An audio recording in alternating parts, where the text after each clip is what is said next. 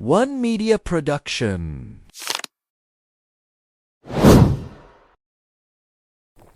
بسم الله الرحمن الرحيم. اهلا ومرحبا بحضراتكم في حلقة جديدة من برنامجكم انجول.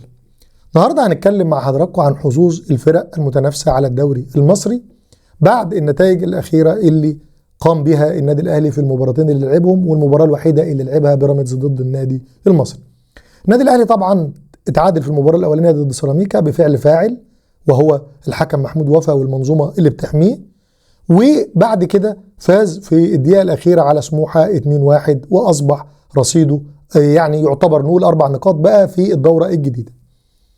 طبعا 4 نقاط لم يشفعوا ليه ان هو يروح على قمة الدوري، لان الزمالك ما زال متصدرا بفارق نقطتين عنه، نظرا لان الاهلي دخل البطولة اصلا او دخل المجموعة الجديدة وهو ناقص 3 نقاط عن نادي الزمالك.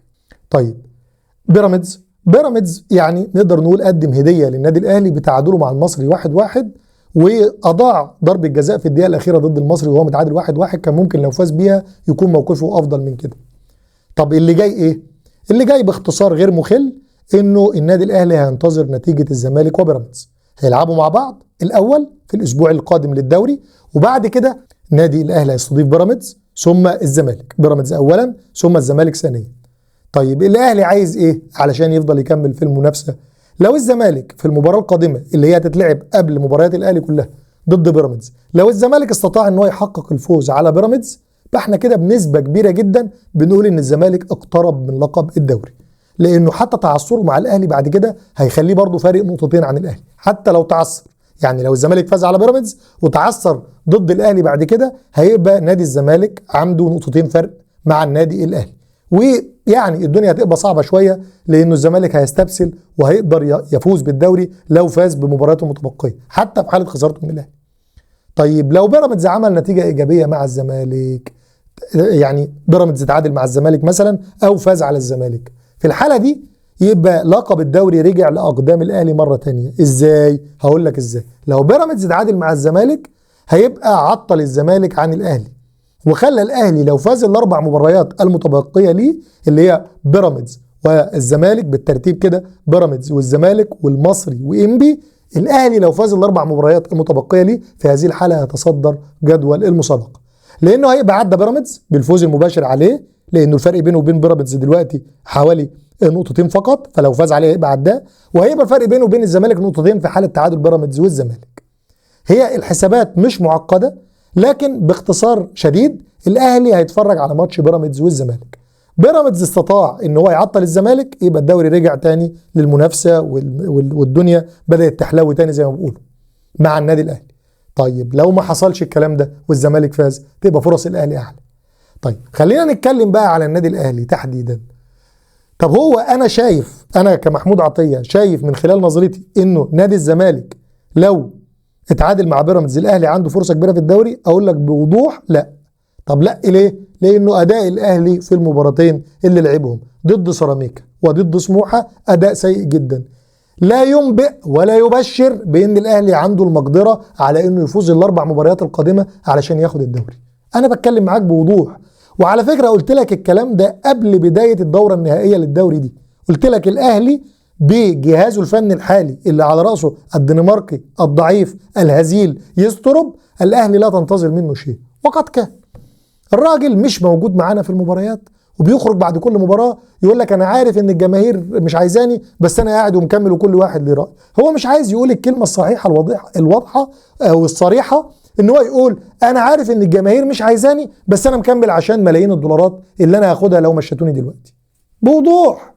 وانا ما بلومش عليه، ولومت على مجلس الاداره قبل كده، ومش عايزين نعيد ونزيد في كلام قلناه قبل كده على مجلس الاداره وخطأوا في هذا الامر، لكن انا بتكلم على الحسابات اللي تمكن الاهلي من الدوري. طب الحسابات دي هل الاهلي عنده المقدره الفنيه عليها؟ لا. الاهلي لعب مباراه ولا اسوأ قدام سيراميكا، وان كنت قلت ان هو اتعادل بفعل فاعل، بفعل عدم احتساب ضربه جزاء صحيحه راها الحكم محمود وفا صحيحه، لكنه اراد الا يحتسبها تنفيذا لرغبته في انه راجل بيكره الاهلي ومش عايز الاهلي يفوز. من الاخر الكلام ده يا جماعه انا بقوله لكم بوضوح، ومتاكد ان ما حدش هيقوله غيرنا. الناس بتقعد تحوط وتقول لا او وحاجات زي كده. فدي حسابات النادي الاهلي في الدوري. امتى الاهلي ياخد الدوري؟ قلت لحضراتكم الحسابات طيب المقدرة الفنية، قلنا الأهلي ما عندوش المقدرة الفنية، وقد يتحسن الأداء في المباريات القادمة، لكني لا أتوقع ذلك. أداء الأهلي أداء ضعيف جدا، رتيب جدا، مفيش فيه سرعة، مفيش فيه قوة، مفيش فيه دافعية وحماس للفوز بالمباراة من أي لاعب موجود في النادي الأهلي. ضيف على ذلك ان احنا دلوقتي واقعين في اشكال كبير. مصطفى شوبير حارس الاهلي اللي طالبنا ان هو يكون الحارس الاساسي الفتره الاخيره بيقدم مستويات سيئه للغايه. بتكلم مع حضراتكم بوضوح، ومش هينفع ان احنا نغمض على مستوى مصطفى شوبير لان احنا بنحبه. لا، مصطفى شوبير الفتره الاخيره محتاج يراجع نفسه ويراجع مستواه ويراجع اداؤه مع نفسه، لان احنا ما عندناش مدرب لا يراجع لعيب ولا يراجع حارس مرمى. الاهلي بيلعب من غير مدرب. انا قلت لحضراتكم حسابات الاهلي، وقبل ما اقفل حلقتي هقول حاجه بس مستجد من المستجدات اللي حصلت يا جماعه. التعامل الاعلامي مع ازمه مباراه الاهلي وسيراميكا والحكم محمود وفا بغطرسته وظلمه للنادي الاهلي المتعمد. التعامل كان كويس جدا في الاول وقوي، وشفنا اعلاميين كبار زي ابراهيم فايق وغيره تناولوا الموضوع بشكل فيه حميه وحماس للوصول الى الحقيقه. لكن امبارح كده حسينا ان في زي حقنه مخدره خدها ابراهيم فايق، وكل المجال الاعلامي بداوا يتعاملوا مع الموضوع بهدوء جدا، وياخدوا الموضوع ان اتحاد الكره عظيم، وانه يا جماعه ما فيش مشكله في ضربه الجزاء دي، ما في ضربات جزاء لفرق كتير ما احتسبتش. وبدا الموضوع يتحول من طريقه نقاشه اللي كانت في الاول عن ان احنا عندنا ضربه جزاء واضحه الحكم بيتعمد ما يحسبهاش، ليه انه في ضربات جزاء. وده اللي انا قلته في الحلقات السابقه، قلت انه الموضوع مش ضربة جزاء ما اتحسبتش، الموضوع تعمد عدم احتساب ضربة جزاء من حكم شافها ضربة جزاء والفار قال له ضربة جزاء، ومنظومة بالكامل بقيادة هنا بوريدة بتدافع عن هذا الفساد. كلام بدأ يتاخد في سكة اقل وبهدوء، ويعني هو الاهلي مستواه كويس والاهلي زعلان ليه؟ ده الاهلي مستواه وحش جدا، هو الاهلي بيتكلم على ضربة الجزاء. بدأ التناول الاعلامي يبقى كده. كل المتابعين والله يا جماعة حتى غير الاهلاويه واضح ليهم ولاحظوا انه امبارح تحديدا البرامج اللي امبارح صورت كلها اعلاميا نبرة الاعلام فيها اختلف. حصل توجيه بشيء ما للاعلام انه يا جماعة ما تتكلموش بالصيغة دي، اتكلموا بالصيغة دي. يعني سيبكم من صيغة ان الحكم متعمد وعايزين نوصل للحقيقة وعايزين مستوى تحكيمي نفخر بيه للكرة المصرية، وامشوا في سكة ايه يعني ضربة جزاء والاهلي اللي مستواه وحش والاهلي اللي اداؤه وحش وهو الاهلي اللي هيتحجج. وطبعا بما انه ابرز الاعلاميين اللي موجودين دلوقتي على الساحه يعتبر ابراهيم فايق، فكان التراخي في تناول القضيه واضح جدا مع ابراهيم فايق. تحجيمه للضيوف بتوعه في تناول القضيه بالمنظور اللي انا بقول لحضراتكم عليه، او اللي هو كان بيتناوله الاول بهذا المنظور الموضوع الدقيق بتاع انه ضربه الجزاء فيها فساد في عدم احتسابها، ليست اهمال او تقصير بقدر ما هي فساد، بدا يتم تحجيمه والتعامل معاها بشكل تاني اخر. بدأ يتم النظر بعين تانية غير العين الأولانية، عين اللي قلت لحضراتكم عليها.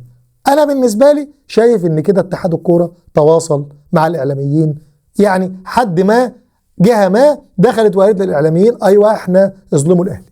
قد يكون اتحاد الكورة بالنسبة لي أو أحمد مجاهد اللي عمل بيان هزيل امبارح قال أنا ماليش دعوة، وقلت لحضراتكم قبل كده هو يقول أنا ماليش دعوة أو ليا دعوة. أنا عندي الصفر الكبير هو هنا بوريدة، وهرجع وأسأل تاني ومش همل لماذا يدير هنا بوريدة الكرة المصرية حتى الآن بعد كل هذه الجرائم والكوارث؟ بداية من صفر المونديال في 2010 دي حضراتكم من 16 سنة، صفر المونديال اللي مصر خدته كان هنا بوريدة قائد الملف لغاية النهاردة، لغاية الخروج مرورا بقى بالخروج من كاس افريقيا 2019 زي ما قلت قبل كده. كل هنا بوريدة ملوش انجاز، ما اقدرش اقول ان هو ليه انجاز، لا خد بطولة افريقيا مرة ولا حطنا في مصف الدول المحترمة تحكيميا ولا تنظيميا مرة، ولا عمل اي انجاز للكرة المصرية. بالعكس هو تابع للي موجودين في الاتحاد الافريقي وبينفذ اجندة الاتحاد الافريقي الفاسدة بتاعة فوزي الاقجع ورفاقه. عشان ما بعدش عن الموضوع بقول لحضراتكم حظوظ النادي الاهلي في الدوري مش كبيرة لان اداء الاهلي مش عاجبني من وجهة نظري، لكن على الورق هي موجودة. وبرجع واقول لحضراتكم قضيه الاهلي وسيراميكا والفساد التحكيمي اللي حصل فيها بقياده الحكم محمود وفا والمجموعه اللي وراه، ارى انه يلوح في الافق ان يتم غض النظر عنها والتعامل معاها بهدوء، ويعني اكنسها وارميها تحت السجاده زي كتير من القضايا اللي اتعامل معاها اتحاد الكوره. لا اقبل بذلك ولا احب ذلك، لكن انا شايف ان ده اللي هيحصل الفتره القادمه. سعدت بيكم وكان معاكم محمود عطية، وشكرا لكم والسلام عليكم ورحمة الله وبركاته.